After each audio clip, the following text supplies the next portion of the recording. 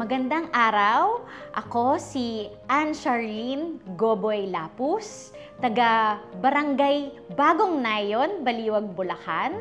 Ako po ay isang abogado at kasalukuyang Undersecretary for Legal Service ng Department of Public Works and Highways. My career in public service started when I became Assistant Secretary to the Mayor of the City of Manila. But before that, nag-private practice ako. Nag-a-appear ako sa korte, meron akong mga nagiging kliyente. Nag-e-enjoy ako sa litigation pagharap sa husgado at pakikipag-usap sa mga tao ron.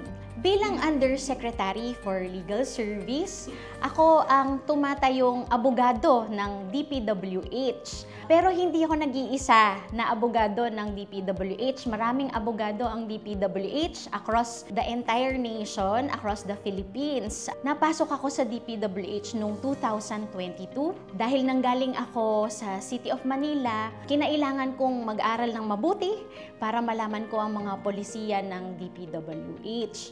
I am a proud Baliwagenya. I am a proud Bulacania. Alam mo kasi ang mga taga-Baliwag, madaling pakisamahan eh. Sa konting research ko, ang word na liwag daw ay parang slowpoke daw.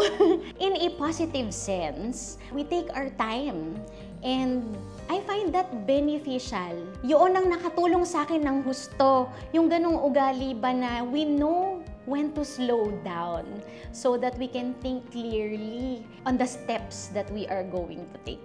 Isang malaking bagay para sa akin na mabigyang pansin ang aking munting kontribusyon. Maraming salamat po sa pagkakataon na ito. Tunay na ramdam ko ang pagmamahal ng ating bayan sa akin at sa aking mga achievements. I am proud of Baliwag, my hometown, and now a city, progressive city, and I wish all the best to our city of Baliwag. Muli po, ako si Ann Charlene Goboy Lapus, dangal ng Baliwag, proud Baliwagenyo.